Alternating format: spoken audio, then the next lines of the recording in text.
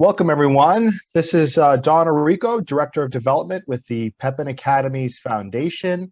We're delighted that you're able to join us for the third part of our four-part series this year, our Planning for Life webinar series. Really excited to have everyone here on the panel and everyone that's able to join us.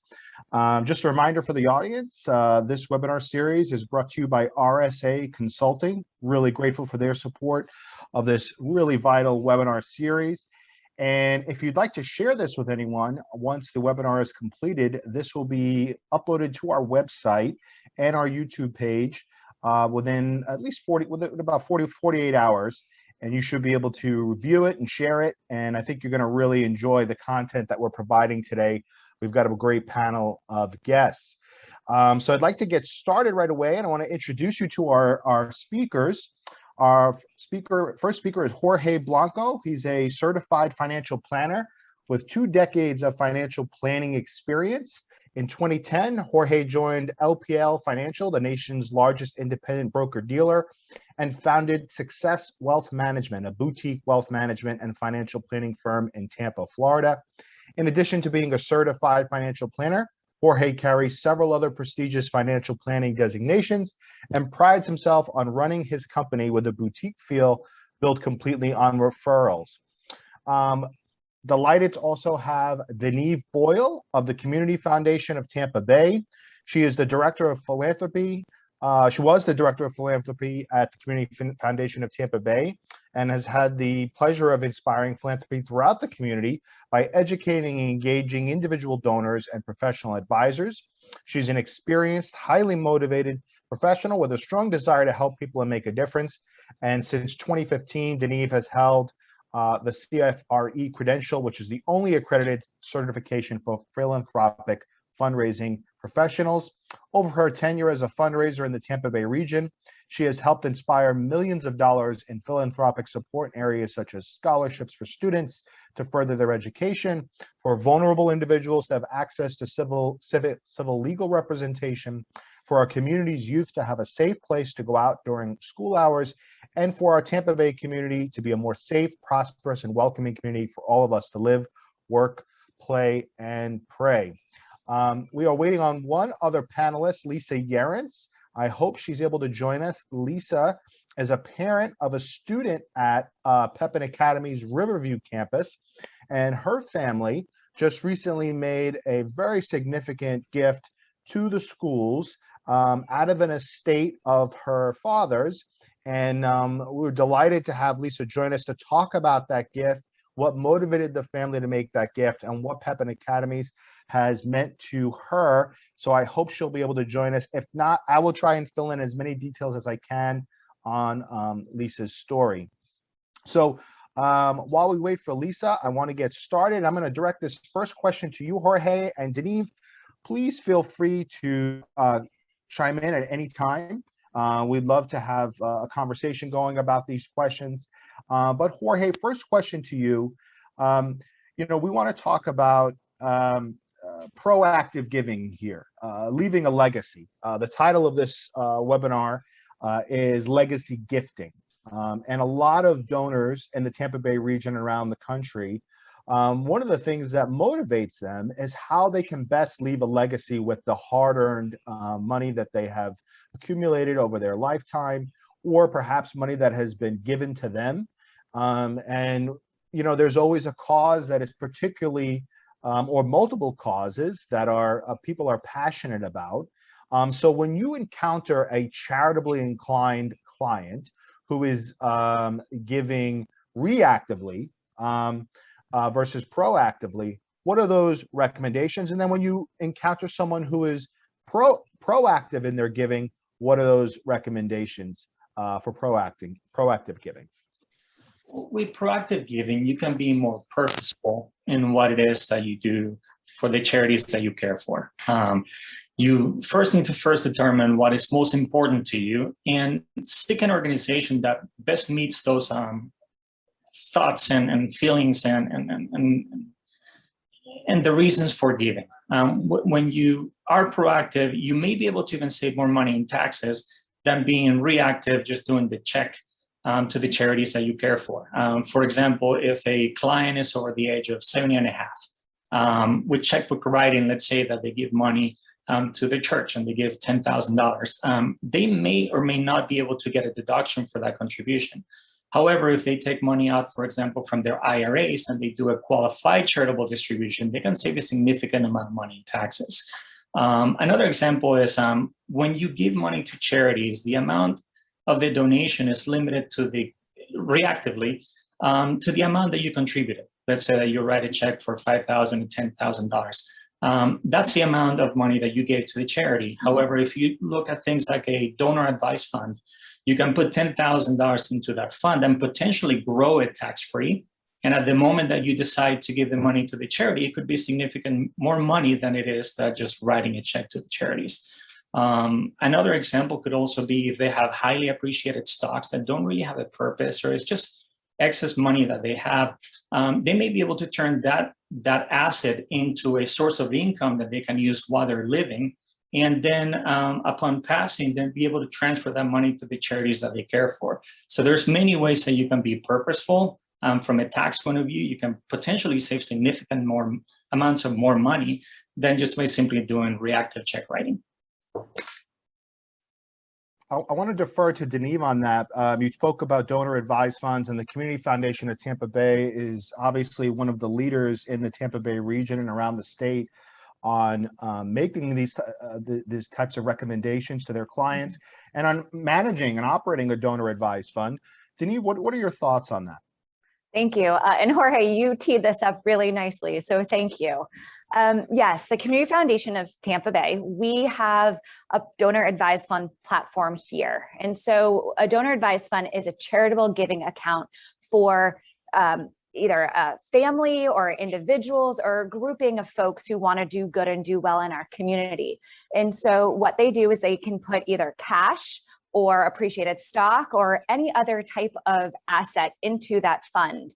At the Community Foundation, we work alongside agencies like Pepin Academies to help accept some unique assets like privately held business interest or a property of some sort that somebody wants to gift to charity. So we can help accept these unique assets on behalf of these organizations for these donors. So what they do is they will, I'm going to use stock because it's towards the end of the calendar year now and people are looking to make those year-end charitable gifts.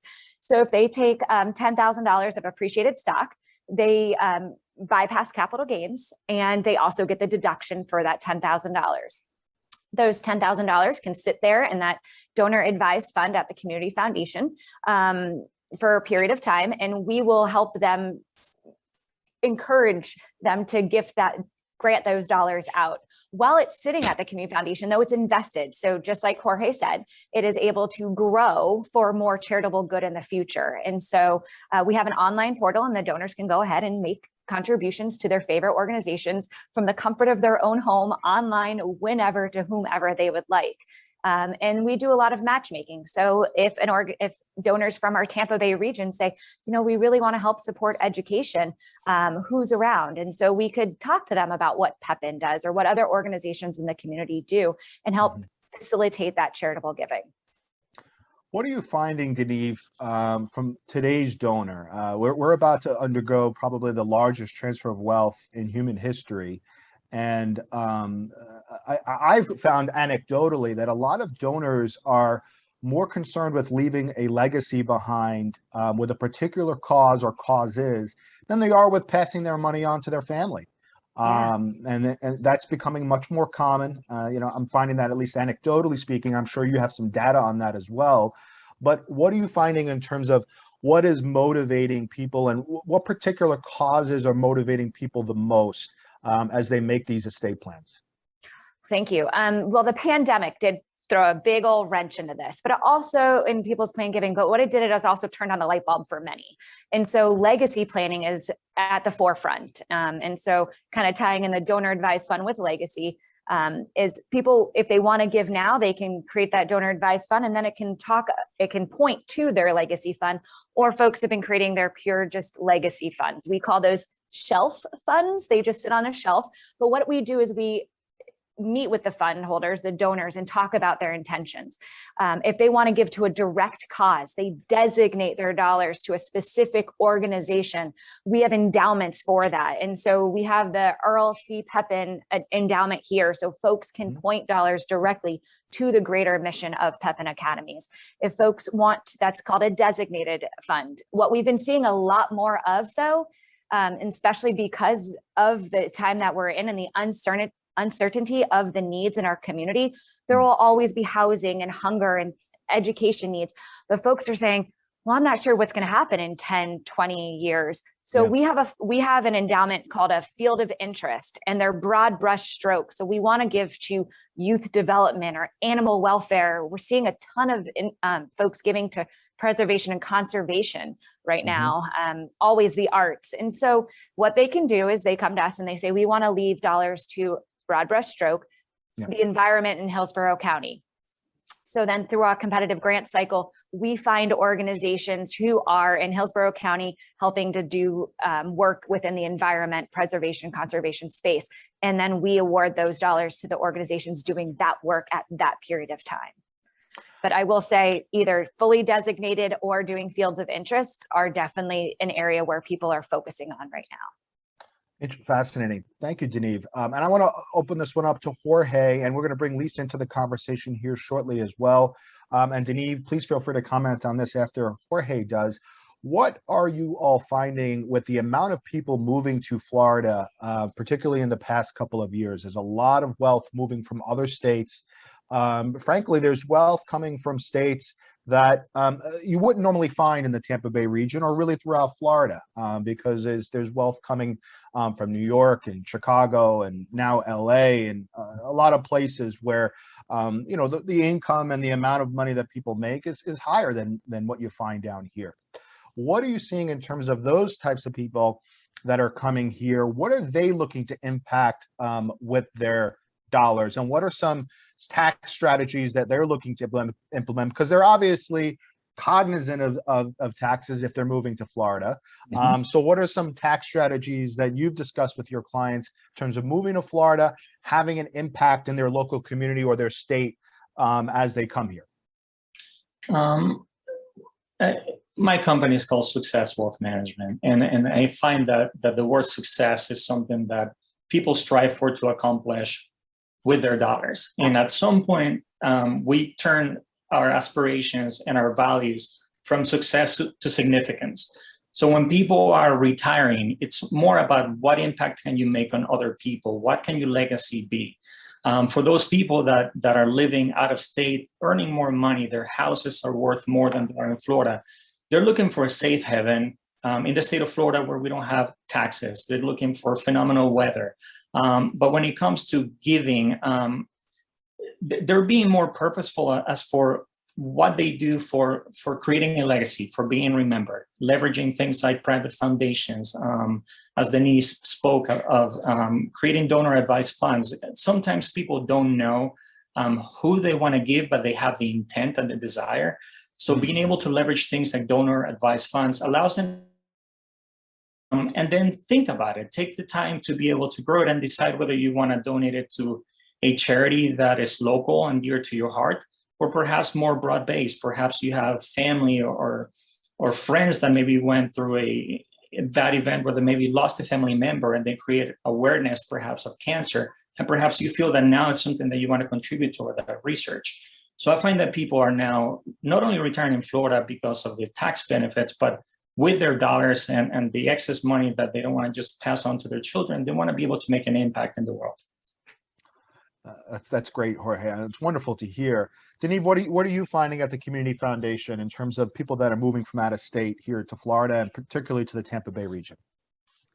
So folks who have either private foundations or donor advised funds at other foundations, they are bringing their charitable dollars to our Tampa Bay region. And so we have worked with several folks lately who have moved from Chicago or Atlanta or wherever, and they are moving their donor advised funds here to the Community Foundation, or they had a private foundation in New York and they don't want to deal with the CPAs, the attorneys, all the things that all the IRS regulations that have to happen. And so they roll their private foundations into a foundation here at the Community Foundation. And so Interesting. we do the back end work for them, gives them a few better tax implications. Like if they're coming to us, they can gift more of their stock to a fund at the Community Foundation than a private foundation. But so they are bringing their dollars here. But the best part about it is they're asking the questions of who and where and how. And so we're able to invite them to local events. We're able to bring them with us to different board meetings. We're able to give them our critical needs list that's on our website now and say, if you want to make some impact, here's the impact right now. If you're really passionate about education, here's an institution where you can volunteer, spend some time, then give some dollars. If you want to help feed folks during the holidays, here's a plethora of organizations who are feeding. We're able to give them that local knowledge. So they're hungry for that additional information. And I will share that we're seeing all ages moving to Florida, whereas we used to be this retirement haven. But no, this is a family-friendly state. There's so much to do, so vibrant. And so I will say that I think one of the best kept secrets, and for those of an older population who are looking for to be charitable, but also have a revenue income to them, is a charitable gift annuity or a charitable remainder trust. There's ways for them to be charitable kind of right now, get some income, and at the end when they pass or at the term of years for the charitable remainder trust, is then the money goes to in the case of a charitable gift annuity, the money goes to the charity. It creates an endowment.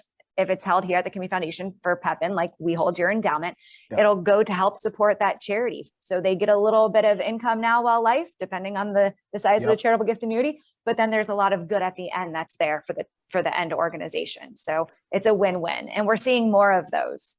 That's great, because that is a wonderful giving vehicle. We actually discussed that in one of our prior webinars. We had some panelists that discussed that. And it really is a win-win, because you're getting, as you said, income out of it, you're getting passive income out of it, and you're also able to benefit a cause that's meaningful to you.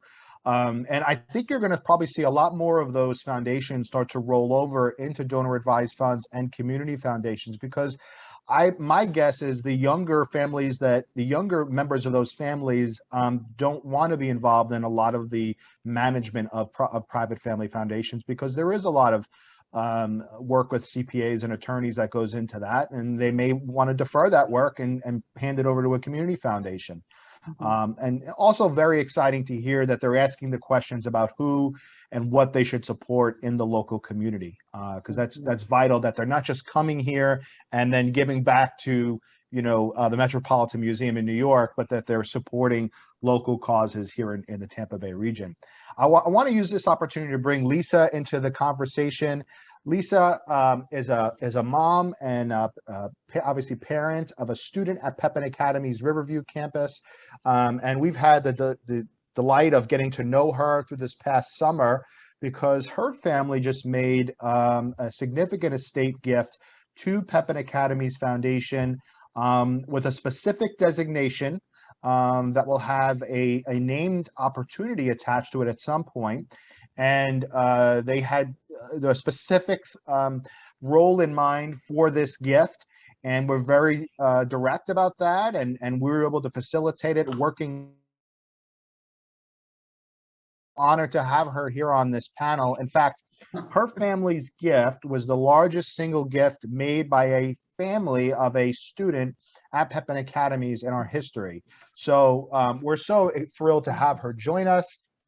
And Lisa, I want to direct this question to you about what motivated your family to support Pepin Academies in the way that it did, particularly while you still have a child at Pepin Academies, a junior at Pepin Academies Riverview campus, and what you hope to accomplish, what your family hoped to accomplish with this gift. And thank you for joining us. Oh, thank you. And I was here. I just couldn't figure out how to get there. Well, glad we got you in. Thank you. I'm technically challenged, but here we go. With Sam is my stepson, but I've known him, I guess, since he was 7. I married his dad, and he's a lovely child, or I guess he's actually a senior now, so I have to think of him as That's right. a young man, That's right. and he's tall, but I still kind of think of him as my little guy. And the main reason was because we have seen such a difference with Sam and Pepin Academy. He was I guess in Barrington and different, just regular school. He was so uptight, anxious, frustrated. And as we started to realize what Pepin was giving, it was like nobody out there is really ringing the bell. Let's get the word out, because it's made a huge difference. And my husband has been, we were both handling my dad's estate, and he said, Pepin could use something. And so we were thinking, well, they need some computers, or they need this or that. And we didn't realize the enormity of how much they need in order to give the specialties to these kids. Because I know personally with Sam, he's so sensitive that anytime he fails at something, I mean, even if he's unloading the dishwasher, if he drops something or whatever, it's very personal and it hurts him.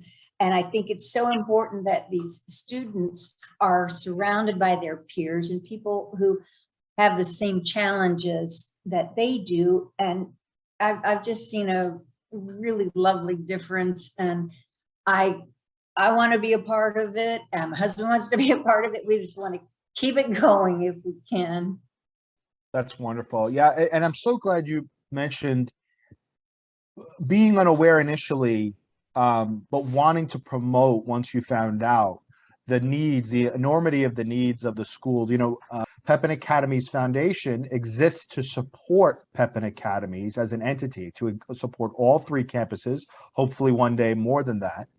And there is an enormity of needs across the vast spectrum of different things that the schools do for our students, from updating infrastructure to providing a better platform for the music and fine arts, to providing a better gym or more opportunities for our athletes, to obviously technology and sensory lighting, and supporting our teachers. Every one of our teachers is ESE certified, supporting the staff that's there, that is the support staff that's there to help those that have specific needs that need to be met during the school day, to support our administrators. And it's a very unique type of education that is provided by Pepin Academies.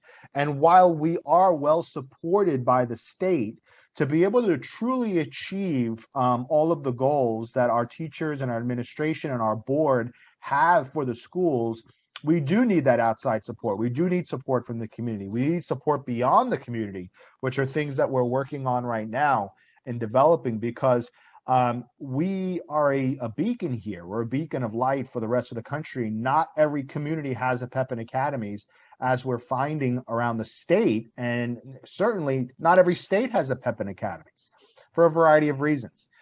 It's not an easy school to operate. It's not easy to find the types of people that make our school as successful as it is. And also, not many states are welcoming to charter schools, whether they are nonprofit or for-profit. And thankfully, we have this great dynamic where we are in a state that is incredibly welcoming to charter schools, and we operate in a region that recognizes the need for Pepin Academies, and we have a wonderful relationship with the school boards that are in this region here. So having said all that, it's parents, it's important we have parents like Lisa and Dave that that really recognize that and step to the forefront and want to leave a legacy behind with an estate. And we would love to obviously replicate that across all the campuses. Lisa, I wanted to ask you one more question. I know you also have a relationship with the community, the estate has a relationship with the Community Foundation of Tampa Bay. What, and I wanted to, make that connection here. What motivated you to also develop that relationship with the Community Foundation of Tampa Bay? As far as Denise, I need to have somebody who has their, I guess I say, on the pulse of what's going on and what's needed. And the thing I think we really needed was somebody who could handle the ins and outs, the financial aspects, the tax fees and things, because at the end of the day, we are held responsible for whatever charities we're donating to. And I don't know enough about it to be able to do that. So when we met with Denise, it was just, she's a breath of fresh air and so nice. And just, so we've signed all our papers, and that way we're looking forward to working with them. And you wouldn't believe how scary it is out there with when you are provided the opportunity to give larger charitable donations. There's a lot of people who want to talk to you, and it's hard to know who is, on the up and up, or making sure that everything's not going to administrative costs, salaries, that kind of thing, when you want to help people. So this is my greatest gift, is being able to give, and my father afforded that. So I just feel safe with Denise, honestly. That's a great endorsement. I'm going to turn it over to Denise. So Denise, Lisa had her father's estate that you are helping to manage. Aside from the tools during a donor's lifetime, what are some other ways that you help clients leverage your estate plans to accomplish their philanthropic goals? You've mentioned some other tools before. Are there any others that we should be discussing in terms of how to leverage an estate plan? Yes, sure. Thank you. And it's a coincidence today that Lisa and I are both on this call. So as the Community Foundation, and Lisa as the donor. So it is nice to be in good company. And Jorge, you sound like you are right there in the charitable, really good company here.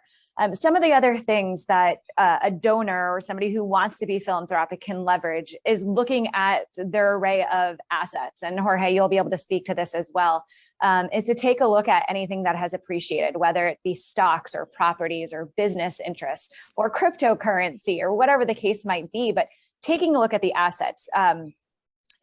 At the Community Foundation, we don't give tax advice. We can only help share examples of what people have done in the past. We can help inspire giving in different ways by bringing the charitable needs or opportunities to donors.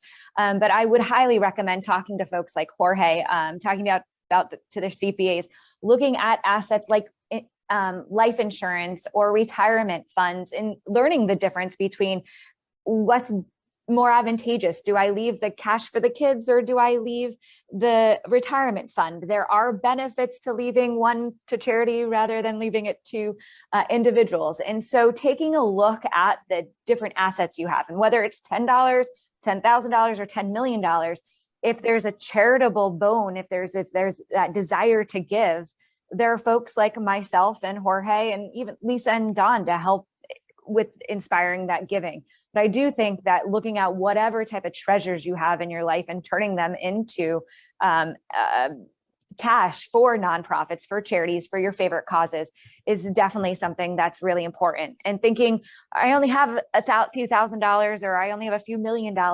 Well, then pool those dollars. Those field of interest funds are so important. Not knowing where to give, that's okay. Because entities like the Community Foundation Tampa Bay are here to help. So advisors, we educate advisors at least 4 times a year on different ways to inspire their clients to want to give. And so hopefully more and more of our Tampa Bay attorneys, wealth managers, financial advisors of some sort, they'll be able to share that same type of knowledge. So I would say just looking at your assets and figuring out what and how much and who you want to give to. Jorge, from your perspective, how do you advise your clients that have highly appreciated stock and assets to turn that into giving? And how do you use that to leverage the best tax strategy? First, we first need to look at what are their needs. Most of these individuals, they are now in retirement and they need some of their assets perhaps to live on, but they have saved significant amounts of money that they just can't take with them. They want to be able to provide for their children and all this excess funds. And we just take a look at what kind of investments do they have. For instance, if they have retirement accounts, 401ks, IRAs, those assets are the least favorable to transfer to your children because those dollars have to be withdrawn within so many years, typically 10 years, and they're fully taxable to your children. So that's perhaps one of the vehicles that we can use, not only while they transfer the money after they're gone, but while they're here. Those dollars, we can leverage things like qualified charitable distributions, where you're able to see the fruits of your donation. It doesn't have to be when you are gone, but you're able to donate the money, get tax savings on those dollars, reduce the size of your state that is not taxable upon passing. When we look at assets, if you have highly appreciated assets that are not needed to live on, we are able to donate the full amount or a portion of those assets to a charity without having to sell it and realize a capital gain. So you donate the money, the charity is able to sell those investments without paying any taxes, and you get a pretty large deduction on your taxes today. Also with other assets that you want to be able to perhaps use while you're alive and for your own living, you can set up a charitable remainder trust. As Denise mentioned, you can donate the money to that institution. You're able to receive income in the forms of a set percentage every single year, or you can set it in a way that you receive a certain amount every single year, and you get a deduction over a number of years. So we just want to be able, as Denise mentioned, look at the assets that they have. What is it that they need to live on, if they need any of it? And then let's find the most tax efficient way to be able to give to a charity while you're here with us, and then the legacy that you want to create for your heirs. So And Don, Yeah, go ahead, so Denise. it's wonderful that you have Jorge here, who's an advisor, and Lisa here, who is a donor. And then as a community foundation, somebody who helps to manage the giving. I will say, once Jorge's part is done, the financial side, then I would say, let's talk about the other investment, the emotional investment, the personal investment.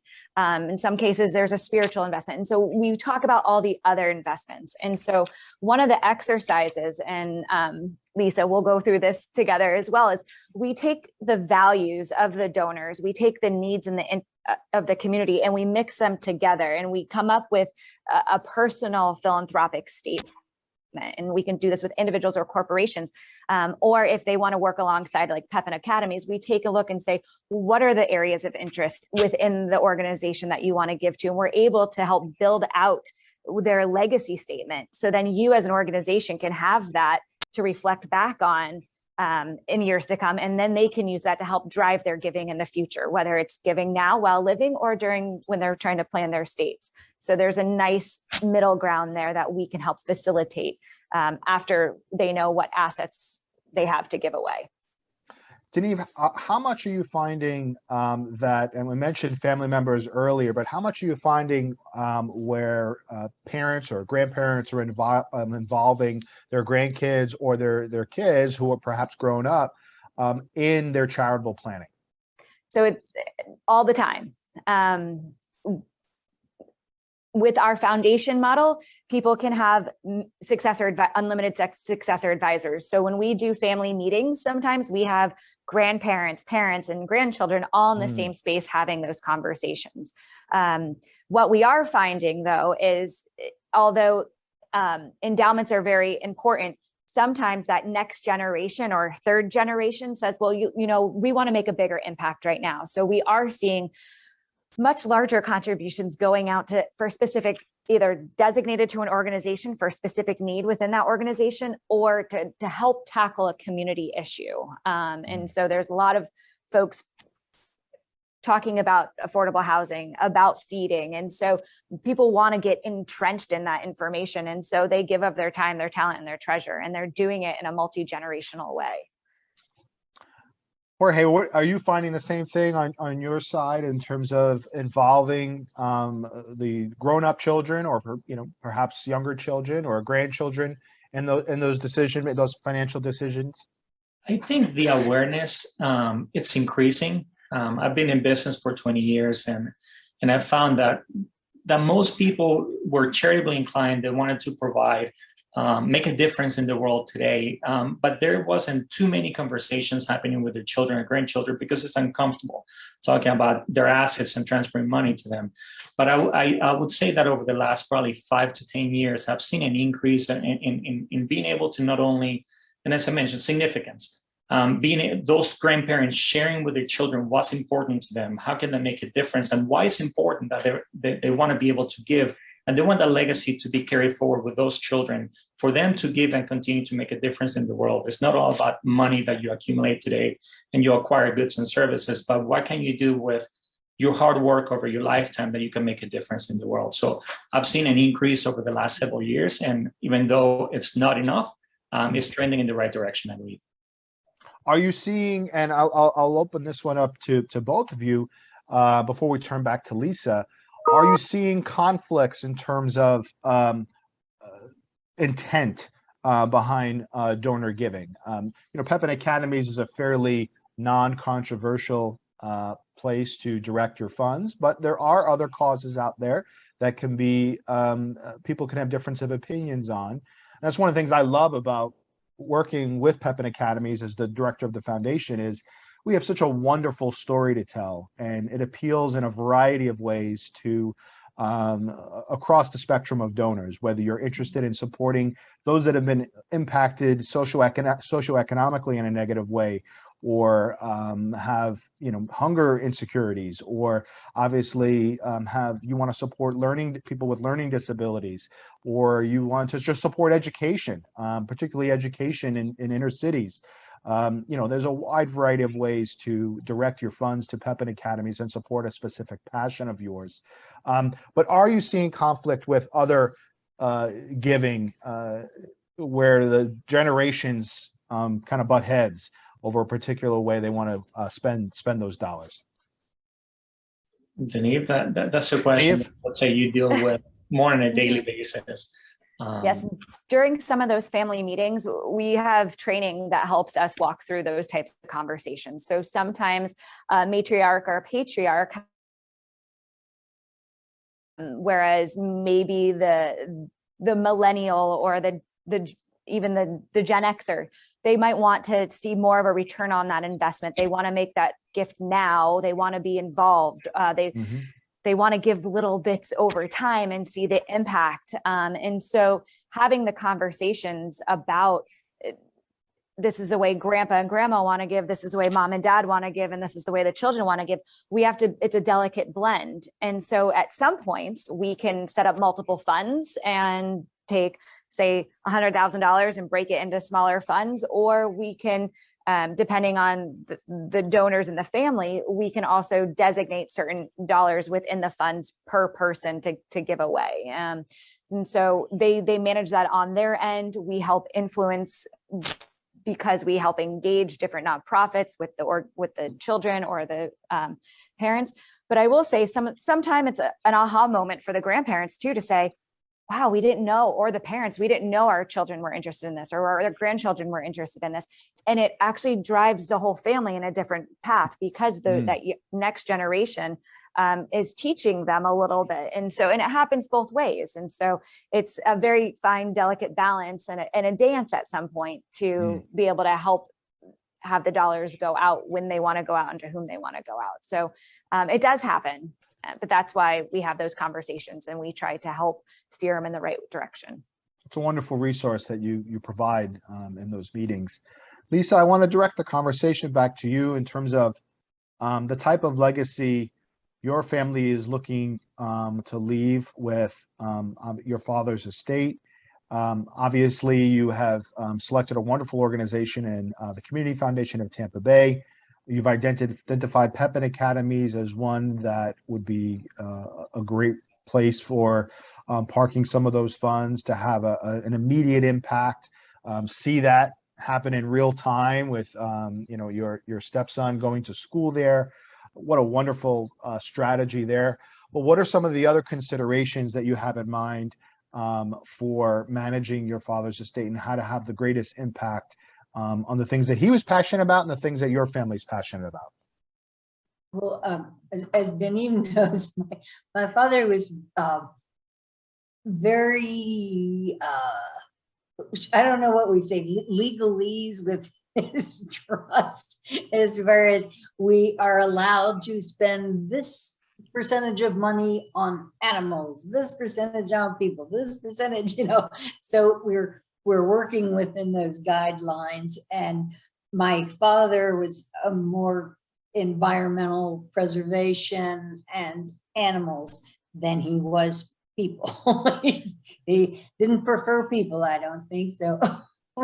We are trying to work a way where we could turn that 20% and keep reinvesting and be able to do more for people, because like my brother is a cancer survivor, thank you Jesus, and he really wants to help, you know, with research for children's cancer. That is so close to his heart, and so we it's like the Pepin and children and all these things that we want to be able to do. We're kind of kept in some guidelines, but fortunately we do have enough that we can continue to give. And so, and animals are close to my heart as well, but it is, it's difficult on what to give where.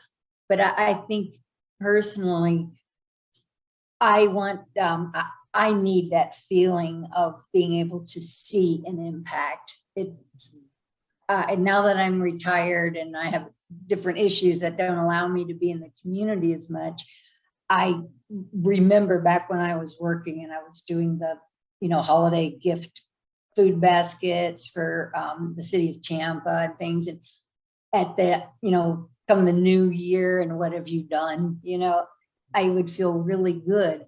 And as I've gotten older, I'm needing that, what have I done? And so this is an opportunity to reinvest myself some way into feeling like I'm making a difference.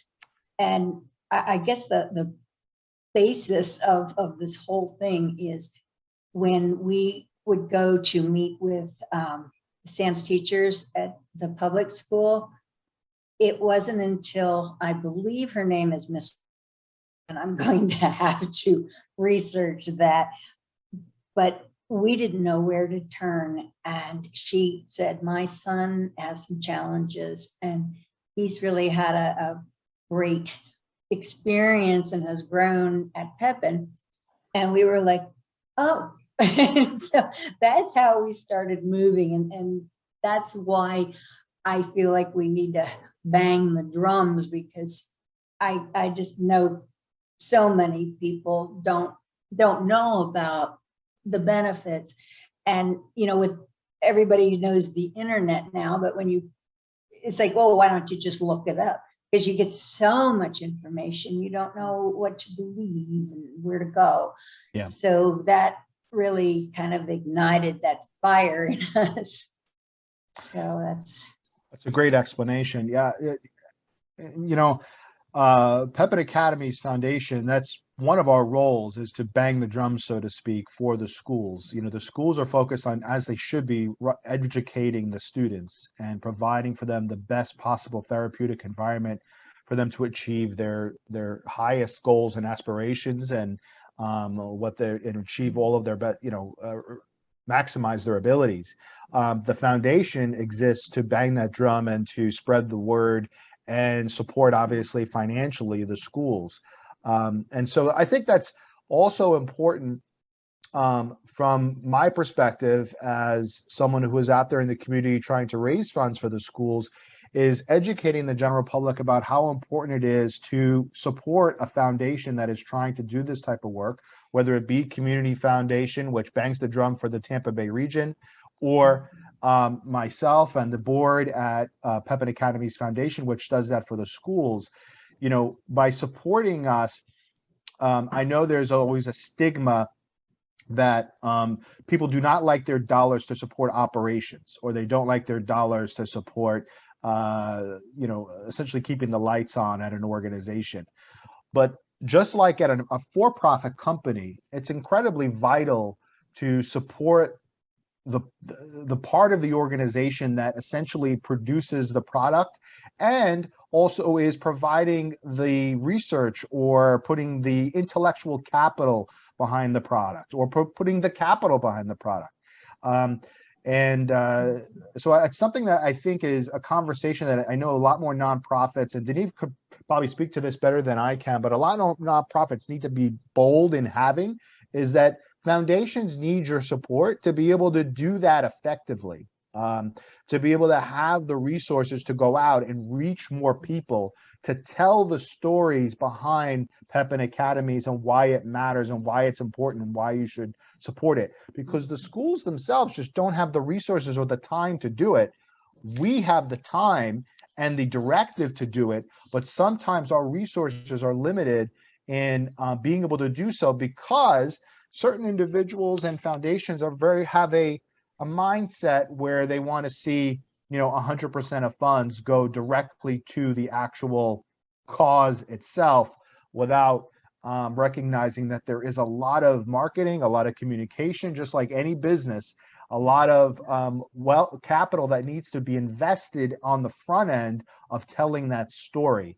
Deneve, I want to turn that question to you. How often I'm sure you get that comment a lot from donors, that I don't want any money to go towards operations or overhead. But there is an importance to that. What could you speak to on that? Well, a nonprofit, even though it says nonprofit, it doesn't mean that they're not providing goods and services. Pepin Academies, for example, you're producing men and women of our future.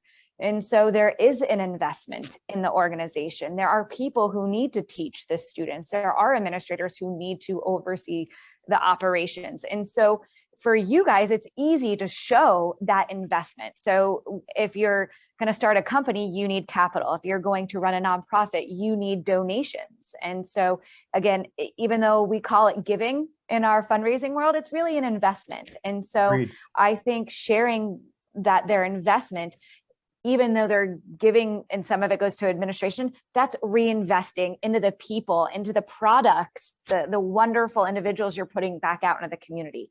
So I think it's that storytelling piece of it that's extremely important. Yeah, I agree. And I try to use that term investment as much as possible with donors or potential donors, because that's what it is. You're a partner with us. You're an investor in the cause of Pepin Academies and the cause of our students and the families and the teachers and all that are involved. So I really appreciate you using that terminology. Lisa, how could you speak to briefly about how the type of impact Pepin Academies has had on your son? Because impact is a huge part of why people give. They want to see tangible impact in the community. I'm sure Deneve hears that a lot. They want to see that, by making an investment in this cause, I'm going to see, and I have seen, an impact that has been made in this community that has been successful. What has Pepin Academies done for your son in terms of giving him a roadmap for his future? And what is the reputation, in the community as a parent of Pepin Academies?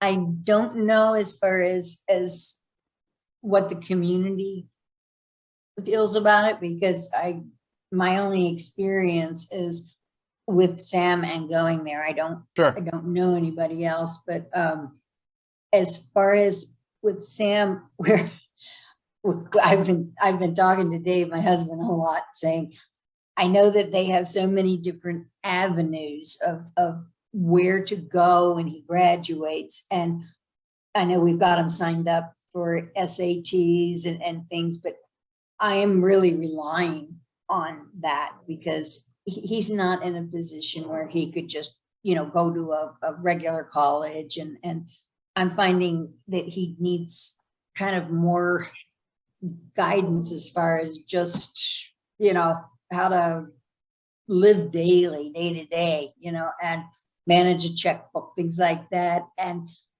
it gives me peace to know that there's areas that we can get support from Pepin and going forward, because I want him to have a full life, and I don't want him to be, now he's like in a lot of video games and, or computer games and things. And we were talking the other night, and he kind of got upset a little bit. And I said, are you depressed, or, and he said he was concerned about his future and what's going on. And I said, don't worry, we got you covered, but it's, I guess I didn't realize that it was scary for him, or scarier for him as it is for us. So that he actually said to me, just because I don't show a lot of emotion on my face does not mean I don't feel a lot of emotion. And I was like, wow, because a lot of times, I'll kind of be talking to him, and he gives me the nod or whatever. Mm-hmm. There's a lot more going on inside than we realize.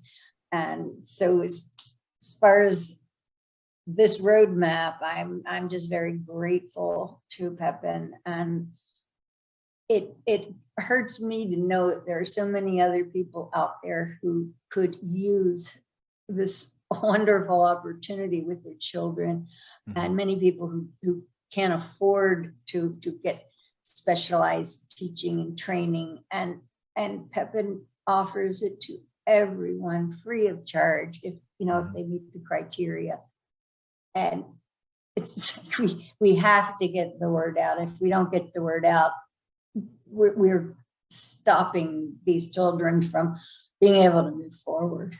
Yeah, and thank you for sharing that personal story, and so wonderful to hear.